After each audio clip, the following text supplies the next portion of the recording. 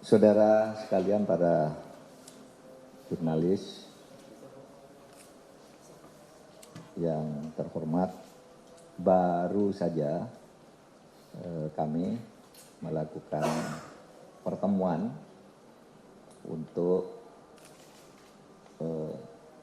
update atau menyampaikan laporan perkembangan terakhir tentang hasil kerja tim pencepatan reformasi hukum. Yang hadir di sini ada Bapak Laude M. Syarif, kemudian Bapak Haryadi Kartodiharjo, Bapak atau Ibu Sandrayati Muniaga, Bapak Yunis Hussein, kemudian Bapak Dadang Trisasongko, Ibu Susi Dwi Haryanti, Bapak Rifki Syarif Asgaf, Bapak Rifki Saputra, kemudian Ibu Elsa Marliana dan Bapak Mas Ahmad Santosa. Yang hadir secara virtual banyak, tadi ada Bapak Zainal Arifin Mukhtar, ada Ibu Bivitri Susanti, ada Profesor Maria Sumarjono, ada Bapak Asep, kemudian ada Pak Miliala, Bambang Harimurti, Bu Tuti Harkrisnowo, dan yang lain-lain. Jadi cukup lengkap tadi menyampaikan laporan bahwa tim kerja tim pencepatan reformasi hukum sudah selesai melaksanakan tugasnya, di mana 4 pokja, kelompok kerja, yaitu kelompok kerja reformasi peradilan dan penegakan hukum, kelompok kerja sektor agraria dan sumber daya alam, kelompok kerja pencegahan dan pemberantasan korupsi, dan kelompok kerja peraturan perundang-undangan. Tadi sudah menyampaikan laporannya, yang masing-masing kalau dirata-ratakan menyampaikan kira-kira 12 butir, sehingga kira-kira hampir 50 butir rekomendasi disampaikan. Mungkin saudara akan bilang, kok banyak banget? Iya, karena ada yang jangka pendek, ada yang disebar ke kementerian dan lembaga, jadi tidak banyak juga sebenarnya. Karena nanti akan disebar, ini Anda yang ngerjakan, tapi ada juga yang serius perlu jangka panjang. Nah, ini semua sudah selesai dan tinggal dirapikan. Insya Allah pertengahan bulan depan, bulan September, kita akan melaporkan ini kepada Presiden Republik Indonesia, karena tim pencepatan ini dibuat atas instruksi Presiden kepada Menko Polhukam ketika terjadi berbagai kegaduhan tentang hukum, baik perencanaan maupun pembuatannya maupun penerapannya. Sehingga kami membentuk tim ini dan alhamdulillah sudah menghasilkan hal yang menurut saya bagus, dan saya katakan tidak ada yang perlu dikurangi. Malah saya tadi mengusulkan kalau belum dipertimbangkan juga supaya ditambahkan gitu. Tapi nanti kalau sudah baca rincinya saya tahu di mana yang perlu ditambah dari keseluruhan ini, untuk nantinya akan menjadi naskah resmi dari tim ini untuk mulai dilaksanakan. Itu saja Pak yang saya sampaikan sebagai informasi, karena kalau disampaikan semuanya tentu sangat panjang sekali, tapi itu informasi pokoknya bahwa tim ini sudah selesai, dan saya mengucapkan terima kasih kepada semuanya.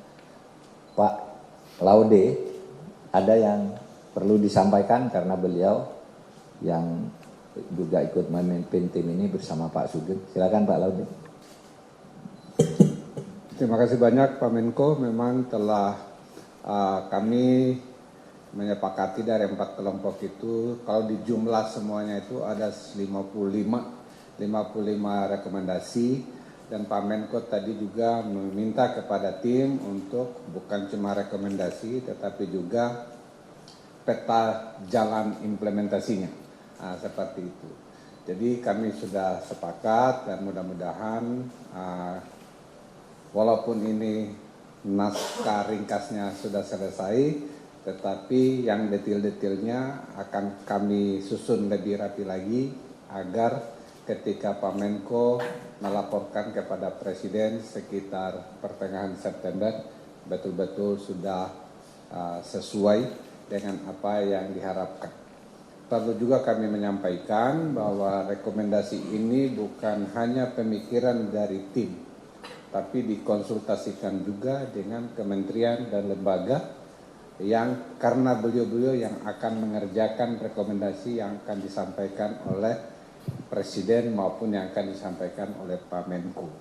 Oleh karena itu juga kami berharap media, masyarakat sipil juga kalau nanti sudah diumumkan apa isi rekomendasinya bisa mengawal untuk implementasi. Namun demikian kami tidak tidak pantas untuk menyampaikan semua poin-poin itu sebelum dilaporkan oleh Pak Menko kepada Presiden. Jadi saya pikir itu yang saya bisa tambahkan. Ada pertanyaan? Yuk dari Tribun. Izin Pak, ini kan ada dua ya Pak. Yang pertama soal agenda jangka pendek dan jangka panjang. Nah jangka panjang itu kan juga untuk tahun-tahun ke depan gitu. Nah bagaimana ini mekanisme atau cara yang ditempuh sama tim agar rekomendasi-rekomendasi ini juga bisa tetap menjadi rujukan atau kebijakan di kemudian hari gitu. Mungkin itu juga. Yang sifatnya jangka pendek tentu bisa dilakukan oleh Presiden atau bisa bahkan di tingkat menteri, itu bisa nanti. Nah yang jangka panjang itu memang sebagiannya itu sudah ada di prolegnas, sehingga kita nanti tinggal memodifikasi isinya agar disesuaikan dengan kebutuhan yang direkomendasikan oleh oleh tim ini. Adapun mungkin yang baru ya kita sampaikan sebagai memori akhir tugas kepresiden ini yang sudah dipikirkan dan jalannya begini terus diserahkan kepada pemerintah baru. Itu biasa saja di dalam pemerintahan itu. Memang harus ada estafeta yang seperti itu. Oke? Ini apa tadi Pak? Ya, bahwa kita ini ya tadi lupa. Kita ini menghimpun bahan ini tidak sepihak. Jadi NGO terkait itu diundang, bahkan didatangi.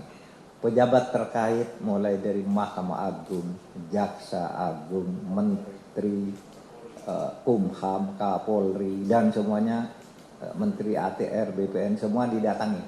Yang ada masalah-masalah hukum di sana, ini masalahnya. Datangi semua dan mereka semua menerima kita dengan sangat terbuka dan menjelaskan problem-problemnya.